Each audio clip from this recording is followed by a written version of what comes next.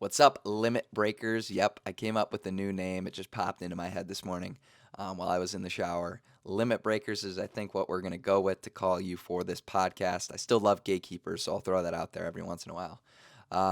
But today, what we're going to do is we're having another really famous episode from the Mental Training Revolution and a very popular blog post that I posted probably about a year ago from today, and I still find it very relevant. I do want to let you know that I recommend this for 8th graders and up just because it's a deeper topic. So parents, if you have younger kids, listen to the episode first to see if it's appropriate, or you can just relay some of the wisdom to them in a better fashion. But the reason for this is because I do think it's important to talk about these deeper topics. But of course, most parents and younger adults are going to be the ones listening to this podcast. So relaying the wisdom to what the kids can understand is really how we're going to get the best impact out of this podcast. But essentially, what the blog post is about, it's about dying and death and how that can actually enrich your life. And it's something we have to contemplate more instead of just subconsciously avoiding it, which is what most of us do, right? Because if you put death into perspective, that's what allows us to understand what truly matters. And if we can keep what truly matters as our focus all the time, that's how you build a life of your dreams, right? You don't have any extra layers. You don't have those things that don't truly mean the world to you and make life worth living. And getting rid of that extra to where you're always at the root of what matters, that's when you truly love life. You jump out of bed and you feel like you have a life of purpose, right? And I know that purpose and passion gets thrown around all the time. And it's not about, always feeling good. That's such a huge thing that I remind my kids all the time. It's about how open you are to experience what is here now, right? How well can you flow with what life is presenting with you, right? How well can you make friends with this moment? That's what the practice is about. It's not about feeling good all the time. And all emotions want to belong. We can't just hold on to the good feelings and push away the bad. That's what creates the problems in the first place. But again, this episode from the Mental Training Revolution about the blog. If you want to go check out the blog, we have the link in the description. My podcast editor Carmen's going to put that in there so you can read it too. But again, learning how to die is the best way to learn how to live. Because that's when you focus on what truly matters and what makes you a better person, what makes you a happier person, and then, of course, getting all those results on the court or the field or whatever you're playing on. So always let me know if you have any questions. That's the best part about this podcast, Limit Breakers, is that we can collaborate. So please let me know if there's something you're struggling with and you want me to make an episode. I really want to do that for you. Awesome. Let's dive into it, Limit Breakers.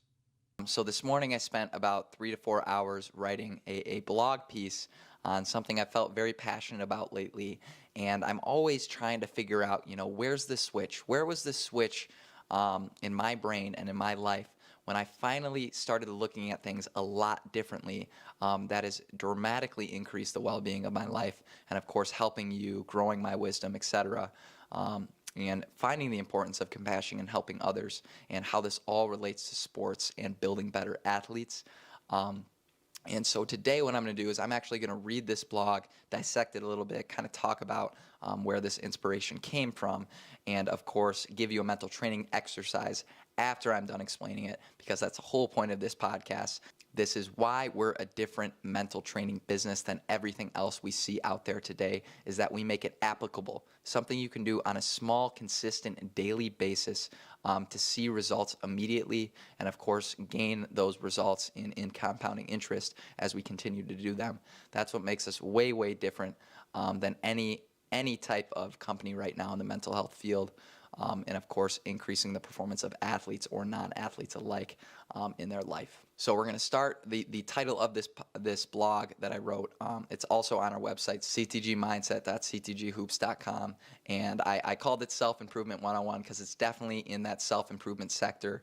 It's going to take an older audience to understand and read this, but I encourage all the older audiences listening to this and reading the blog to start sharing this with younger people, because that's really my goal, is to give it to the youth, because I really think it's going to change how people start to grow and develop if they're given this wisdom at an earlier age, especially like I already have it at an earlier age, right? I'm 21 years old right now.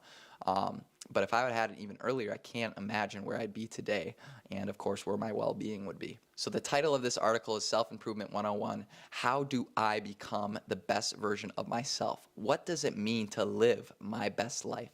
Now, these are two questions that I contemplate constantly, but now I'm going to actually read word for word what was written on the blog, and then I'll discuss after kind of where the inspiration came from, and of course my reflections after writing it. If you're listening to this podcast, you are looking for one thing: how to live, how to become the best version of yourself, what it means to be living your best life.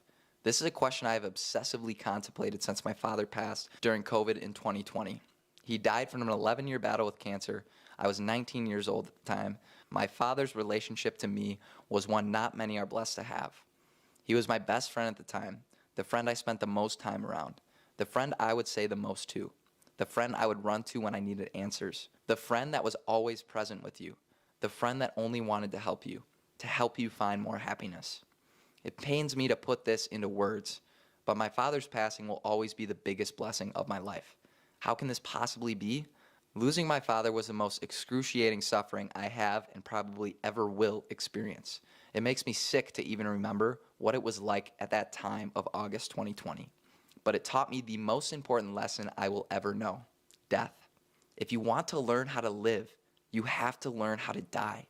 There's no greater teacher than death. There's nothing else in this world that you will have a bigger magnitude of enriching your life than death. Nothing will ever lead you to more true answers that you so constantly search for than death. Death is the beginning of everyone finding their best selves. Now, how can this be?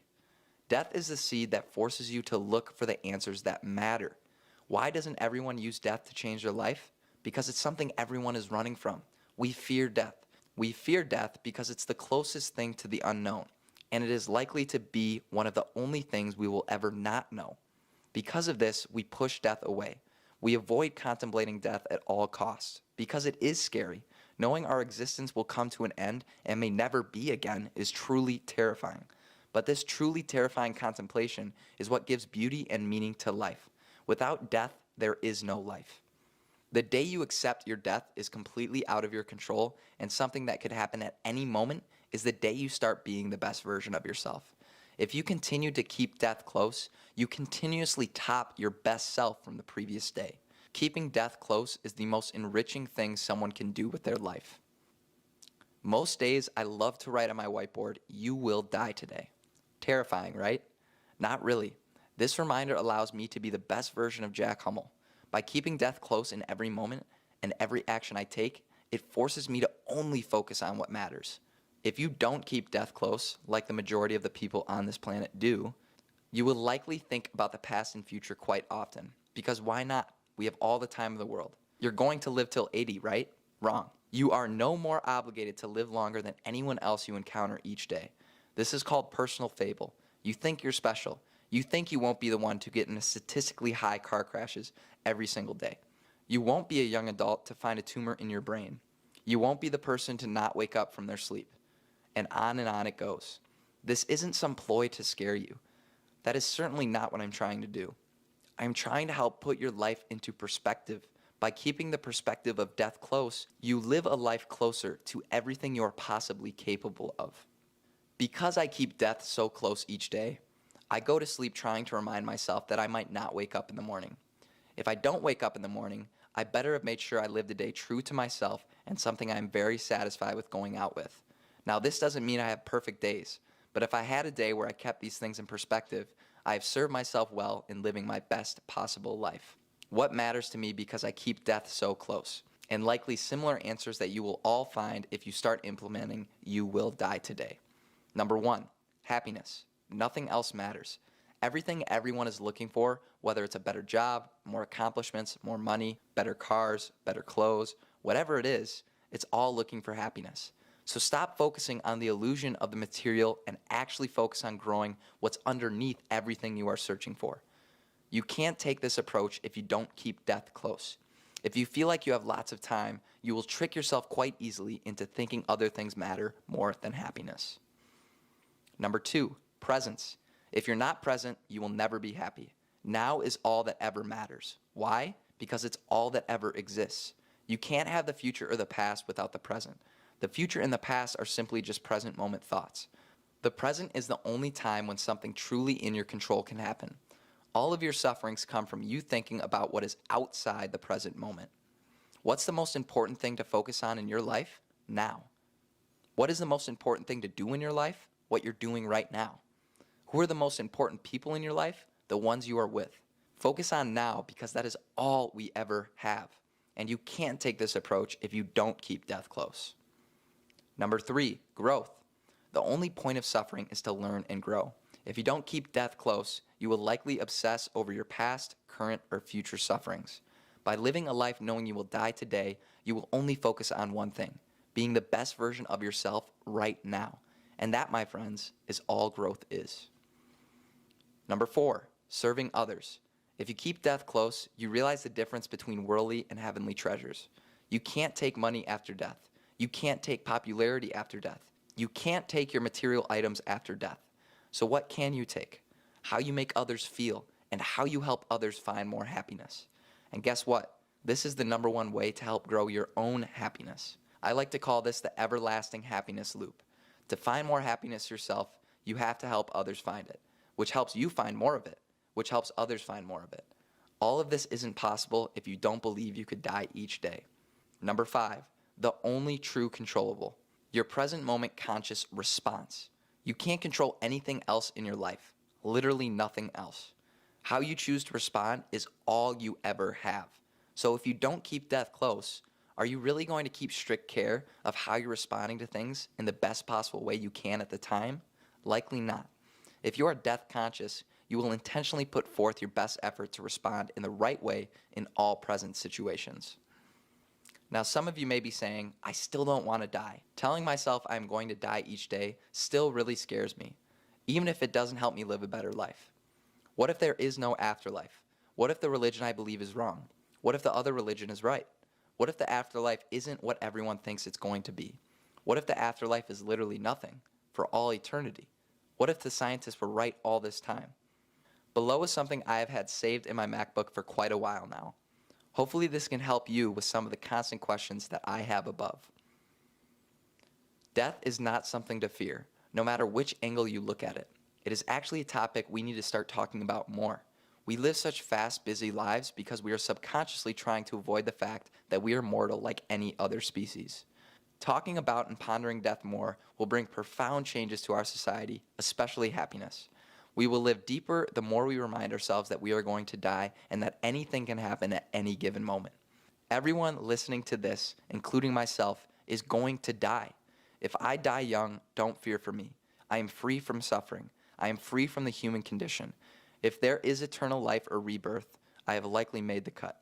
I tried doing my best to live as intentionally as I could for the betterment of others with a pure heart, just like my father. By trying to be a good person, I believe I gave myself a great probability for making the afterlife. I believe the heart is what matters if the unknown is eternal life, as many perceive. If there is an eternal life, that is still perfectly okay. I will still be with all of you, just like my Father is with all of us. Until I reawaken, after death will feel like a blink of an eye. There's no concept of time after death. Remember how long millions and billions of years felt before you were born? Nope. It's exactly like this. There is no time after death. Millions and billions of years will feel as fast as you blink your eye reading this document. So there is no reason to fear death no matter which outcome the unknown about our universe takes. Work towards being the best version of you with a good heart and you are in good hands. Face the fear of death. Stop avoiding it. It's the most important concept to ponder in our lifetime. Simply live deeply, present soaking, and wish for others' happiness as much as you wish your own. See others as you see yourself, the same being on an equal plane, no more or no less important than another. If I die, please go through all my notebooks and journals and writing documents. Hopefully everything I have learned throughout my life can help others find whatever it is they are looking for. If any of you are worried about me, don't. There is no reason to fear death and feel bad for the death of another. It is certainly okay to feel sad, but don't feel bad for me. I will certainly be okay. Wherever I am, I'm with you, Dad, and that's the only place I've ever wanted to be. I found you, Dad. I found you. Keep death close, and I promise you, your life will change forever. To learn how to live, you have to learn how to die. Wow. So I actually got chills rereading what I wrote this morning, and I think that's a good sign. That makes me feel pretty good. The mental training activity that I'm going to pair with my writing that I did this morning is the I will die today that I like to do on my whiteboard. All I want you to do is try it out for a week in your notebook or in your journal. Every morning when you wake up, write I will die today.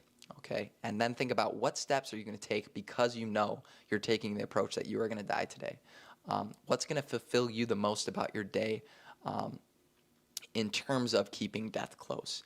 And again, it doesn't mean you just go YOLO, you go all in on pleasures, you do whatever you want. That's not what keeping death close means. You still have to keep probabilities in perspective. It's likely you're going to wake up tomorrow. It's very likely. But it's possible you could also die. Okay?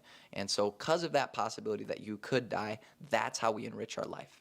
So don't go all YOLO on me, do whatever you want because it's your last day alive. No, I'm doing this for the purpose of making your life more enriching, more intentional, and a better version of you. Intentionally trying to be the best version of you each day will be done if you keep death close. Let me know if you like this podcast, Gatekeepers. It was really, really touching for me to read that out loud, actually, and I'm super satisfied with what I wrote. Of course, I appreciate all the feedback. Let me know if you like this mental training activity, and be ready for next week's episode. I'm Coach Jack. We out, baby. Peace.